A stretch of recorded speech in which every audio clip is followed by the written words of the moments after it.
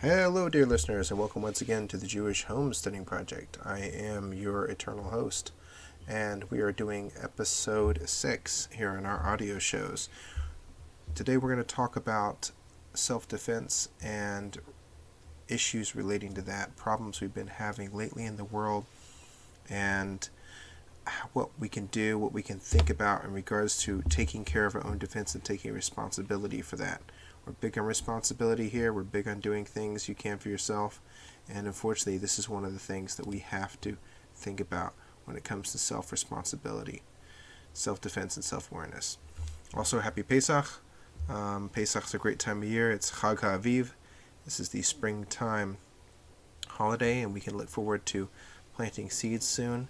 I mean, not too soon for me because we just got some snow, but hopefully very soon in the future we'll be able to have sprouting seedlings, things in the ground, and we'll do a whole gardening episode. Unfortunately, because we do live in a perilous place, we need to be aware of threats and be able to defend ourselves at all times. There's a little pasuk I found here from Nach. It says in part, Ki lo yiseda ma yeh ra al haaretz, because we don't know what sort of bad thing is going to come up on the earth. Unfortunately, that's always the case. So that's what we're looking out for. It's sorry to say, but unfortunately attacks against Jews are up. They're up here in America. We had this maniac who was nothing short of a terrorist who attacked people in New Jersey. He carjacked one guy. He then ran over another guy. He then ran over another guy, got out with a knife and attempted to stab him. He didn't just attempt, he did stab him in the chest. And then he tried to run over another guy. All these people that were hit by the vehicle suffered multiple broken bones and injuries, if not worse. And then he basically just drove back home and hung out at his house. The cops did not pick him up until later the night, like very, very early the next morning. Very, very late that night. This guy was a maniac. He was running around hurting people. He did it specifically because they were Jewish. He told the police that the Jews are the real devil. So he definitely has it out for Jews. He was a terrorist. I'm glad that some people are actually calling him a terrorist in the news, because that's absolutely what he did there. He's been charged with a federal hate crime. But as we're going to see at the culmination of these couple of news articles, he didn't get picked up right away, and he's being charged now. But that doesn't really help all the people that got hit, all the people that got hurt. We've seen lately a lot of shooting attacks around America with some things happening, particularly in a mall in South Carolina where a guy shot a bunch of people there, and bystanders, it was a gang-related thing they say, but bystanders were hurt in the crossfire, and these bystanders didn't know him, had no idea who he was. They were just out shopping at the mall, and this guy has been released on bail. He shot multiple people. He's also been released on bail, so he's back out on the streets, giving us the gift of his presence once again, thanks to our messed up judiciary system. And that's not the only shootings happened. There have been other shootings recently. Also in, what do we have here? We have South Carolina, we have Pittsburgh, we have several other places where there have been shootings. It's basically a continuing situation where there's just a lot of violence going on in the country. We've also got the awful attack in New Jersey where a man ran over a woman. I don't think she was Jewish necessarily, or that he was, but he ran her over with intent to kill her with his car. And it's the video's out there. You can see it if you want. It's pretty bad. I don't suggest people watch it, but unless you really need a wake-up call for these sort of things.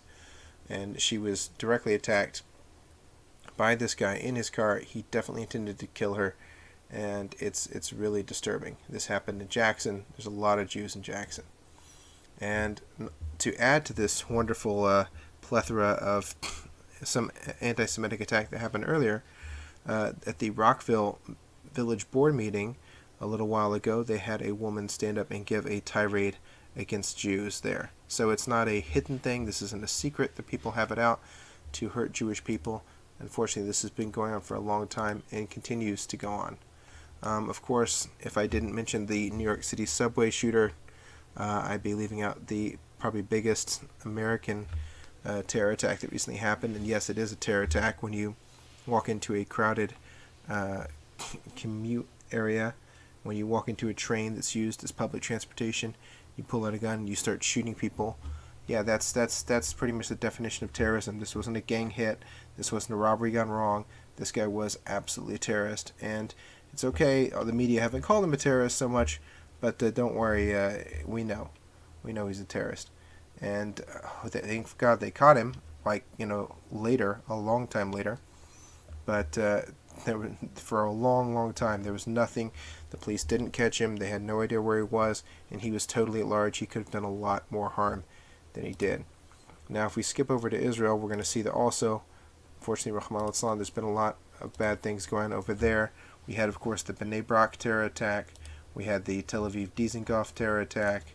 We had the fellow who was stabbed on a bus 9 times, and I believe it was Summit Agush, or Summit Etzion over there. We had just recently 10 different buses heading to the Kaisel were attacked with rocks. People were hurt inside.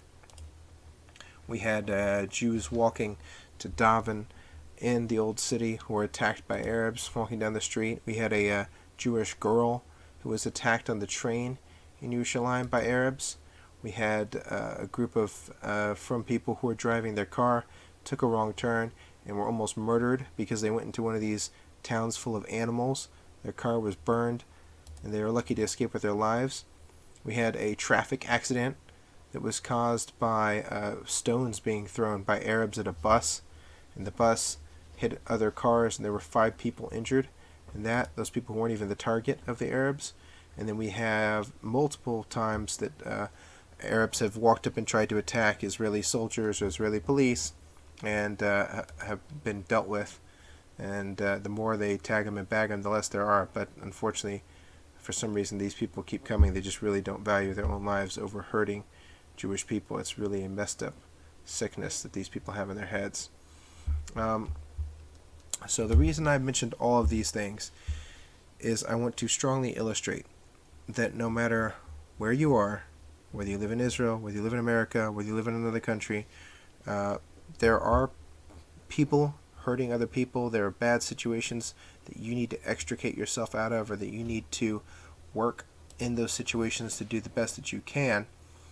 And that's not just in Israel. It's not just in America. It's not just in Brooklyn on the side of the street where we've got people walking by and assaulting people almost on the weekly over here. It could happen to anyone. It could happen anywhere. And it could even happen due to natural events where you could be injured. You could be in a situation where you need to defend yourself, or you need to run away. We have here a wall of fire, forced evacuations near an Arizona tourist town. A lot of people say, I'm going away to some podunk place for Yom Tov, as a Chol Moed trip. How is anybody ever going to, hurt me over here? What's going to happen over here? I'm going to disguise myself so I don't look Jewish, whatever it is. Okay, well, what if you have to run because of a fire? What if you have a situation where, you're suddenly the victim of weather that hurts you, like here with the snow that just dumped over here? What if you go somewhere, you plan something, and suddenly, there's snow, the trees break because there's a lot of wet snow that comes down very quickly, like we had recently in the New York Northeast area. That's something you might have to deal with yourself. Or what if you live somewhere like Florida, where alligators just walk around sometimes? They get out of these little canals, they walk through the neighborhoods, they could attack somebody. They have, unfortunately, hurt people before in the past. These are things we all have to be aware of. And that brings us to what we can do. What can we do about these situations? We can't change the political landscape of the world. We can't stop people from attacking Jews. We can't end anti-Semitism. That's not something that's going to be within our purview. We can't do any of those things. We can't stop gang violence. But what we can do is we can be aware of ourselves, and we can be aware of where we're going and what's around us. Being aware is the number one thing to do to help these situations before they start. De-escalation and being aware of what's going on. Hanging out in these spaces, hanging out anywhere for too long that you don't need to be, that you're not doing anything. A lot of people nowadays, they sit around on their cell phone, they're tapping away, they're not thinking about what they're doing. They're like, I'm sending a message to my friend, or I'm asking to buy something, or I remembered something that I want to do, or I'm changing around my playlist. That's great. Don't do that in like a transitory space. Don't do that like in the parking lot, standing next to your car with your groceries in your hand. Why? Because what if a robber decides, who's he going to rob? Oh, well, here's somebody who's already at their car. They've already got their groceries. They've already got their keys. Now I don't have to buy food for tonight, and I get a free car. So all these situations, you're much better off. Get in your car, go inside and sit down. Go, if you're at a restaurant, you want a seat in a way that you can see more of the area. You want a seat in a place that you have easy access to an exit if you need to get out if something happens. These are all things you can take, steps you can take. If you are going to stop on the street and take out your phone to call somebody, maybe just back up against a wall. So at least there's one area, at least you can look in front of you and you can see with your eyes just what's going on around you. It may not be even something malicious. It could be, a guy's pushing something, a piece of furniture, and it's going to fall and Rahman al hit you. It could be all sorts of things. It could be that, there's a bicycle, a kid on a bicycle is out of control. He's going to smack into you. Oh, now you can step out of the way because you saw that, because you were looking. You weren't just staring down at your phone with your back to the kid in the bicycle. You had your back against the wall. You saw things in your peripheral vision. You knew what was going on. The next thing we have about that is if you realize that something's happened, so now you've been successful and seeing, you're aware, you saw what's going on. Let's try to move away. Sometimes people get stuck, sometimes people stay, sometimes people think, oh, I shouldn't react.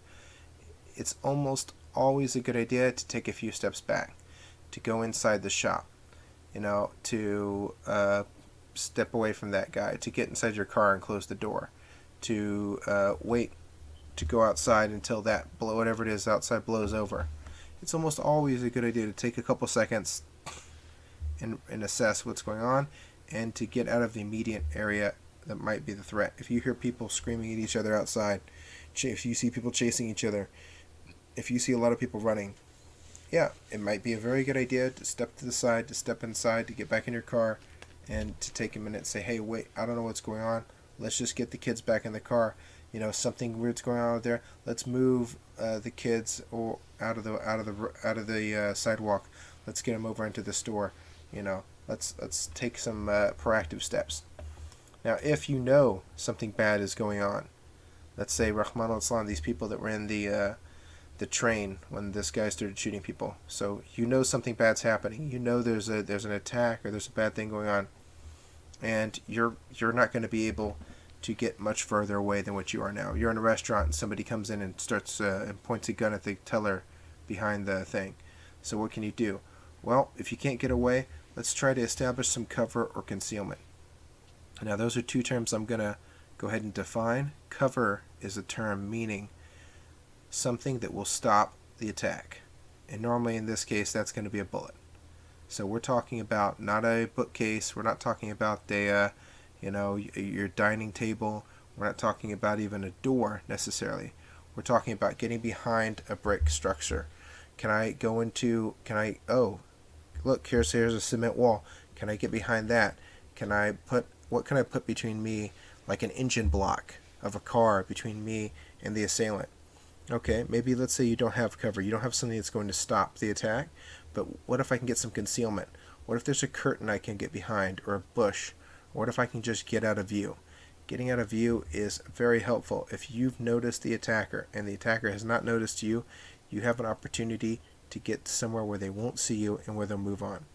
And that could be something that's very important that could save your life. So take a quick mental note. If you go somewhere, oh, there's a stone wall over there. Oh, there's a brick wall. Oh, look, there's a lot of cars parked out here. Oh, there's a lot of curtains in this room. Oh, there's a lot of shops on this area. Well, if something happens down the road, and there's a shooting going on or something, or a stabbing, you can always say, well, I'm going to go right into the shop. I'll come in the shop, and I'll tell the shop owner, I think there's something crazy going on down the road. I'm going to stay here until, it's okay. What can you do then? Well, you could summon help. You could say, hey, I'm in a safe place now. This is a good time to call 911. I saw somebody stabbing somebody. I'm going to go in and tell the shop owner someone's being stabbed down the street, we need to call the cops, we need an ambulance, we need whatever. I can go in and say, oh, there's been a car accident right outside. We need to, get somebody over here. You can summon help. And if it all else fails and you can't get away and you're stuck in a situation, you need to fight back. You need to do something proactive to make it so you can get away, to make it so you can help other people get away, to make it so you can protect the people that are with you, that are under your care.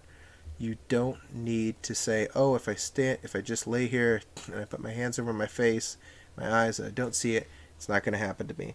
Unfortunately, that doesn't work for a lot of things. The alligator's not going to stop munching you if you put your hand over your face and pretend he's not there. Okay? Unfortunately, there are things, there's raw al-haaretz, there are bad things in the world. And when we have to deal with them, fighting them sometimes is our best option. It's not always the best option. You shouldn't run chasing after these things. But if you have to fight, you need to be willing to fight, and you need to commit. Don't just wait. Don't say, oh, let me, I'll punch once out or something like that. No, go ahead and grab the guy and bash his brains out if you can. Rip them on their ears, hit them in the vulnerables, go for knees, things like that. And then when you see that you've neutralized the threat in some sort of way, I hit him in the face and he fell over, he's rolling on the ground. Now you can think of running away. But until you've neutralized, just go ahead and give him everything you got. If that means that you're going to take out your self-defense mechanism and use it, that's when you're going to deploy it. When it comes to fight back, do it and do it all. Don't say, oh, well, I'll point the gun at him and he'll get scared and run away. He won't stab me with his knife. No, probably not. There's been a lot of guys these past couple weeks that charged Israeli, heavily armed, might I add, Israeli police and military people, and you know what? They took a bullet and a dirt nap for it. They didn't care. They did it anyway. They got a knife and they ran up on them. There's also been a lot of guys with knives who get up on guys with guns and they're matzliach, and they overcome them. They close the distance. They move the gun out of the way, and when the gun discharges, it doesn't hurt them, and they just go ahead and keep on stabbing. So these are all things you have to keep in mind. If you're going to fight, if you have to be in a fighting situation, you need to commit. Don't hold back. Give it everything you got, because it might be your only chance. And like with any other mitzvah, this is ushmartem es nafsheseichem. You're right now fighting for your own personal survival, and it is a mitzvah to do this, to fight to preserve yourself. If you were doing some other mitzvah like stock and you said, oh, I'll give the guy a quarter, everybody would laugh at you. They'd say, what are you giving the guy a quarter for? What's he going to do? Is that all you have? If that's all you have, that's all you have. If you're old and you can't hit the guy, you can't wrestle with him on the ground, okay, you're old, you can't. But if you have $300 in your wallet and you're going to give this guy a quarter, give him $5. Do the mitzvah all the way. Give stock all the way. The same way, shmartem es nafsheseichem, do the mitzvah all the way. Fight them back all the way. Don't be half-hearted in it. Because even if you say, well, me, I don't care what he does, whatever, I can't do it. What about the other people he's going to hurt? There's reasons that we have these things. There's reasons that we fight back all the way.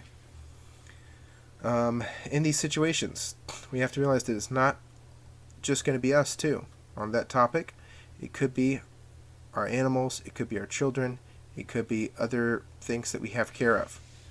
Now, obviously, if it's inanimate objects, you shouldn't get in a fight for that, but we have a good example of a pit bull attacking a golden retriever. How did that happen? Well, these dogs were being led improperly. What you can do is, if you have a dog, if you have an animal, if you're taking a cow across the street, you need to be careful how you do it. Know that there are cars, know that there are other dogs, know that there are things that might happen to it. What about your kids? I bet you a lot of people listening have kids. Remember the slapper in Crown Heights, the woman that went down the street, slapped 5 or 6 different girls on the street? Your kids need to know what to do if they're older. And even the younger ones need to know that the certain things that you teach them, obviously about ways to prevent them from being kidnapped, that they shouldn't go anywhere with a stranger. They should also know that that if somebody's doing bad things, they should run away. They should have a general idea of whatever they can do at their appropriate age to assist in their own defense. What about the guys that used to kick strollers in Crown Heights? There's a lot of people pushing strollers all over the place. They're not paying attention to where they're going. That could be catastrophic in a whole pile of reasons. You could push the stroller to a place that's not safe. Somebody could bump into the stroller. Like this crazy guy that went out and he was kicking strollers in the street. He was getting away with it. Scum like this are out there. There's raw arts. You got to be aware. You got to be mindful of these things. If somebody comes and starts kicking your stroller, what are you going to do? I'm going to go away. I'm going to go back in the store. I'm going to pull out my gun and blow his face off with my .357 Magnum. Whatever it is. Think about it before it happens, so you're not caught off guard when it does. Now, when we talk about self-defense, of course, there's always you always have your hands. You always have something on you. But you might want to consider carrying something else. Now, legally, depending on where you are, it's going to have huge ramifications on what you're allowed to carry. One state to another, Israel to England, all different places have all different laws. But consider what you might carry for your own self-defense. I remember a time in Yerushalayim, there were a lot of stabbings going on. It was around Sukkot one year. There were guys carrying all sorts of crazy things. There was a guy with a frying pan in his bag on the train one morning. Why? Because they weren't allowed to carry weapons, but people were afraid. If a guy's going to come out and start stabbing people, what am I going to do? I'm going to be left here like a dummy. I don't know any self-defense, which you could learn. You could make your hands self-defense capable. What would these guys do? There was a guy carrying a frying pan. I carried a huge flashlight because I couldn't carry a knife, I couldn't carry a gun, so I had a flashlight. It was big, it was heavy, I could wallop somebody on the head with it. It was useful, and you could blind them with it too. If anybody's wondering, the Maglite 4D, it's a hefty piece of aluminum there. But think about what you might carry: pepper spray, something for your own self-defense. And realize that if you're not carrying a weapon, but you are carrying something else, let's say a water bottle, let's say a bag, something like that, that can also be used in times for your own defense. It's not always the best thing to use. Sometimes a well-placed kick, and I'd say almost all the time, is better than that, especially if you're going to take out something important like a knee. But it's something. It's something. I've seen videos of old women chase off would-be robbers with their walkers and their canes. So it's not nothing. And when you do commit, you commit with everything. Whatever you have in your hand, your keys, your bag, your water bottle, whatever it may be. Knowing first aid. So you may be zeicha to not be the person who's involved in this situation. But when you come out and you see that Rahman al-Islam someone else is, what are you going to do about it? Well, first you're going to call for help. Then you're going to get the injured individual away from the danger zone. And then you're going to start administering first aid. So we're calling for help, we're getting them away, we're administering first aid. And sometimes you may not be able to get them away out of the danger zone. You might just have to call for help. Sometimes you might be able to try to signal other people there's a problem. That would be your call for help right there. Sometimes you're going to say, okay, I'm going to administer first aid right here. It was a car crash, there's no longer a danger here, The guy is crashed into a pedestrian. The pedestrian's on the floor. He's not breathing. What can I do for first aid? A lot of people are Hatzalah members. They know a lot about that, but a lot of people don't. So learn a little bit about first aid. Learn a little bit about how to use a tourniquet, about what you can do for someone who's not breathing. These things, compressions, these are things that can save people's lives, and they have saved someone's lives. Learning about first aid is incredibly important. And carrying first aid is important. A lot of people carry EDC, which is great. It's awesome to have an everyday carry, to have things like a tourniquet, like a bandage. Those are life-saving implements. Some people even carry a breathing tube, so they can do mouth-to-mouth. Well, what about if you say, well, I don't have pockets, I don't have this. Well, you probably have a purse. You probably have a car that you came in. You probably have a stroller that you're pushing with a diaper bag in it. Most people have some sort of carrying method. They're carrying something with them. One of those things, it could be your water bottle, it could be your snack, and it could be a little first aid pouch that has something like a tourniquet on that you should know how to use. Now, in summary, I'll just say that if you want to know more about this sort of stuff, if you want to know more about getting a gun, if you want to know more about what weapons you're allowed to carry, there's a lot of internet research involved in that. But anybody that wants to know more about that and has questions, you can reach out on the YouTube or Facebook comments, and I'll give you the best basic answer that I can. And maybe if there's a lot to discuss, particularly in your particular reason, maybe we'll go over to the DMs for that. But if you want to know more about these types of ideas, about analyzing different situations, about what to do in this situation to that situation, how these criminals work, what the sort of things they do are, Active Self-Protection is a great channel on YouTube. He posts videos, he goes through them. He even recently did one of a guy in Yerushalayim who was getting stabbed by an Arab terrorist, a Haredi guy who was just walking back from the Kaisel, and he got attacked. So there's a lot of good analysis that he has there, where he talks about these situations, about what can be done, about not lingering in these places, about taking proactive steps, about realizing and being self-aware. So that's a great way to do that. Like I said at the beginning of the show, we are looking forward to doing more once we start planting over here, to do some shows about that. I want to do a nice show about their chicken coop that we made and about how that works, and hopefully much more content to come right around the pike. As always, stay tuned to the Jewish Homesteading Project for your place to go off the grid while staying on the derech.